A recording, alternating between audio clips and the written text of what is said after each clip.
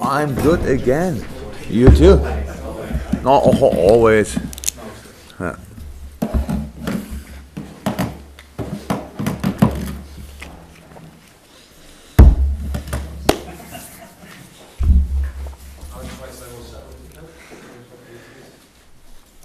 No embargoes? Before we talk about the weekend, a true Liverpool legend has announced his retirement from football today. I know you didn't manage him, but are you able to sort of sum up his contribution to Liverpool Football Club? I'm not 100% sure about the word contribution, but what I can say that I'm only here 40 months, and so how could I be the person who can say how big these people are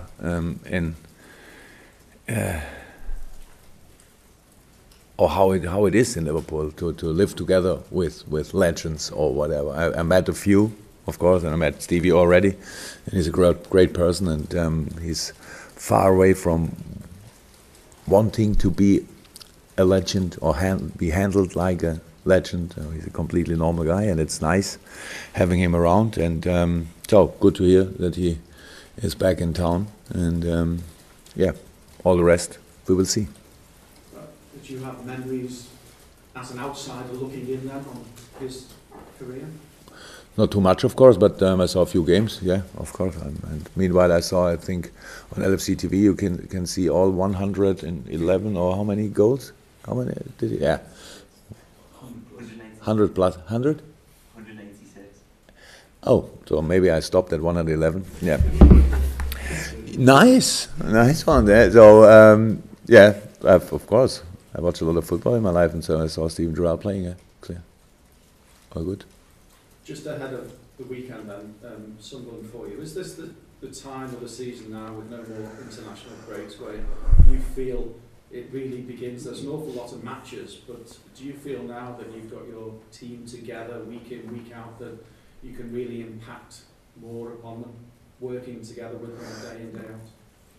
No, I really didn't have the feeling in the younger past that we suffered under the situation with international breaks or something. It's not perfect, but it's for all teams the same, so that's not a big problem. You have to be always to be ready for the next game. So, and when you don't have the problem with the international break, then you have other problems in a week. That's how it is. We had a few players they couldn't train properly all sessions in this week because of the last game or problems they had before and things like this. So you always have some problems, but it's not that I think about this moment now that it's now should be different to the first few weeks, because we have no time to waste in the first few weeks of the season, and so now it will getting more and more intense, of course.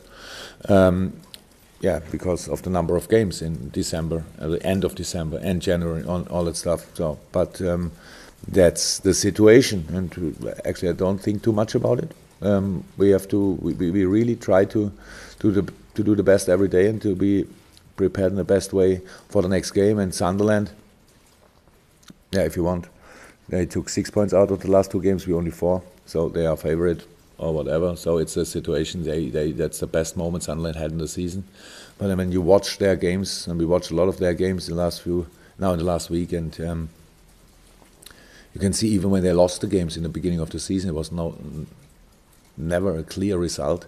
So 2-1, 1-0, 94th minute, things like this. So really unlucky in a lot of moments, and so you need to be ready for this game again. That's the challenge, not think about what will happen from now on for the next few weeks, because everything can change in every day, and so it's nothing we really think about.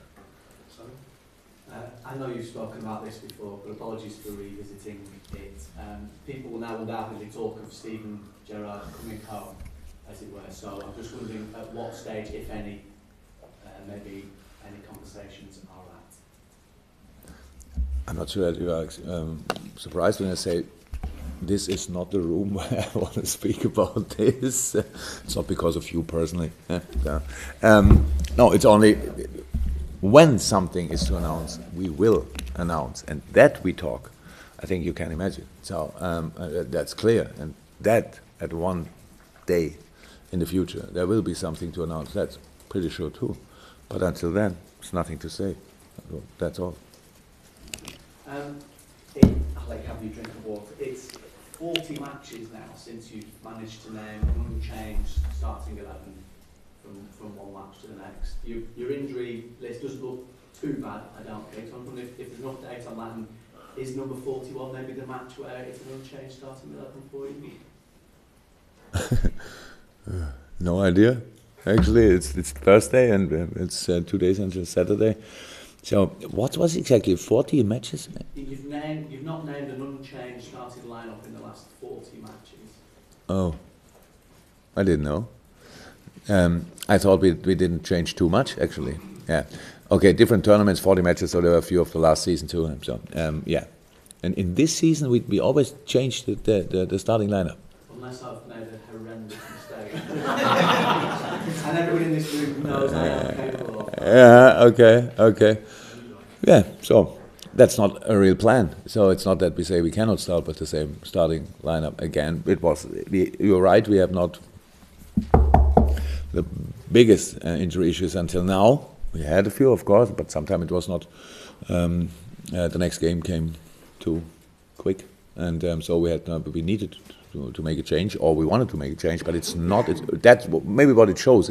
We only think about the next game and not about the last too much. So when we made the analysis, when the analysis is done, then the last game is over, and then it's not important anymore. Then you have a look, and then you need to have a look in training. You need to have a look on different things, and especially you need to have a look on the style and strength of the next opponent, and you think about who will help you most in the next game, and that's all we think about. And probably we always decided we need somebody else, but not with a big plan behind and saying always change a winning team to make a new law. So, no, that surprised me a little bit, honestly, that it's so often in a row. If it's right. Julia, you said this is not the room to talk about. Just from a general point of view, he said in his statement that he's excited about the future. So, with what he could offer, are you excited for his future as well? Look, obviously you all are not satisfied with the question of the person next to you, and so you try to do it again. Steven Gerrard, 186 goals. So that each goal is a story. So if you want, and of course we can. And the first thing what you should all maybe learn, if somebody wants to help Steven Gerrard, stop being so excited about each step he's next doing, because maybe that's the reason. Because for everything in the life, you need the room and the space and to go to jump in and to do something, to learn something new. If he's retiring as a player, then the next thing what he will do is new. So, if you want, he was a young player, now he will be a young whatever. And that we will see. There's nothing to talk about. And I'm the absolutely wrong person to tell anything about it, because maybe all of you know him better than I do. Yeah. But what I said, and that's a law, the door is always open for him. But from our side, if he wants an open door, but I'm sure he will, and if he wants to make which career ever, different career to his former career, then we want to help him. That's how it is. But nothing else to say. And maybe that was already too much. Steve. Great start to the season. Oh, football. But you work with the players day in, day out. You know what they're capable of. How much more improvement can you see in them individually and as a consequence of the team? Since the start, or what? Again, something I don't really think about. But there's no. Why should I think about our limits or something? Or why should it was good enough in most of the games. It was not good enough in all games. That's how it is, and you have to perform again. And Sunderland is a real challenge, because you already. It's really hard for you, obviously, to ask about a Sunderland game, because everything else seems to be more interesting, and that's the situation we are in. So it's like the points are already on the count, and we couldn't be far away from having the points already. So that's how it is. So why there should be one advantage for Sunderland? We will not underestimate them, 100% not. If one person in the stadium will underestimate them, then would be the first mistake we could make. It's nothing else but then obviously the weather will be good on Saturday, so it looks like, and then it's everything is prepared for a good football game. If we do our job, which will be a difficult one. And why should I think about improvement from the beginning until now, when I have that until now it was good, yeah, it was good. But the next job is already there, and we have to do this and to do it, the good things again and the not so good things again in a different way, and all that stuff. And the Southampton game was really important for us. It was really important because, of course, the result was not nice, not too nice, but the games before looked a little bit like we are in a flow, easy. Wow, from one point in the game, everything worked like this. It clicked here and there and all that stuff. And then we have this day when you don't score early, or you don't score, or you don't score at all. So, but you stay in the game because you are really ready for the work you have to do, and that's what we have to do, all of us, to be ready for the work and not at the 12th match day have expectations about the game. So, okay, now we have a good position. Come on, let's make the position better in the table. If somebody was disappointed after the game that we are not first in the table anymore, that's crazy. That's really crazy, because nothing happened until now. We only have a good position until now for the rest of the season, and that's what we have to do. And if we want to keep this position or make it better, we need to improve 100%, and there is a lot of space for us. As far as Sunderland are concerned, then I know you're not going to underestimate them. Their fortunes in terms of their form has improved since Victor Anichebe has been put up front alongside Jermaine Defoe, and they're a formidable pairing, aren't they? Yeah, absolutely. Very, especially, sorry to say, Anichebe. Yeah, I only read and saw him playing. I wrote his name, but I never said it actually until now. So it's good to know for the meeting.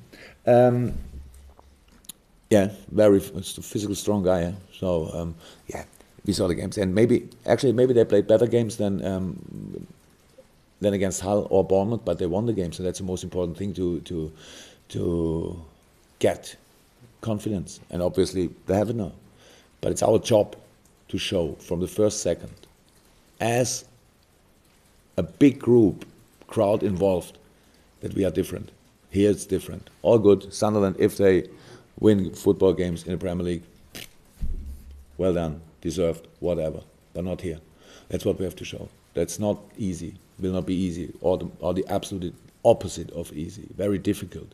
That's our job to do. And yeah, they have a good. Yeah, nobody needs to talk about. Everybody knows everything about Defoe. He's experienced, still quick, really good striker, all that stuff.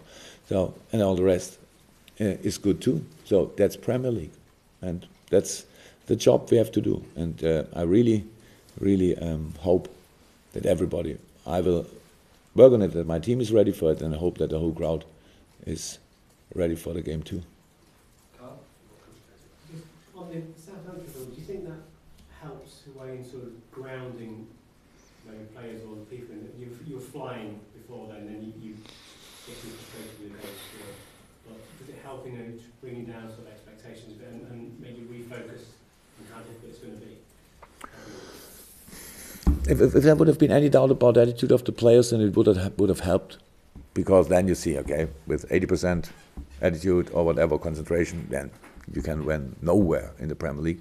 And but it was not about attitude. So I was really happy with attitude and a lot of parts of the performance. That's how it is.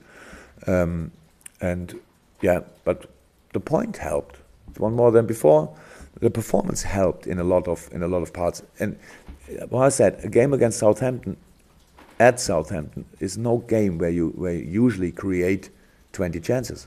We had 4 or 5 really big ones. That's a good sign again.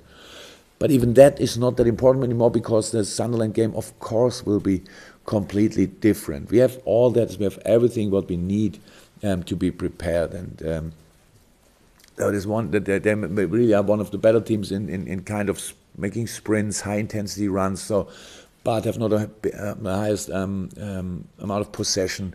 So that shows it's a counter-attacking team. So, but even then, it will be that, and it's not. But the funny thing is that I think already the discussion maybe started again after the draw that with a parking bus team or something.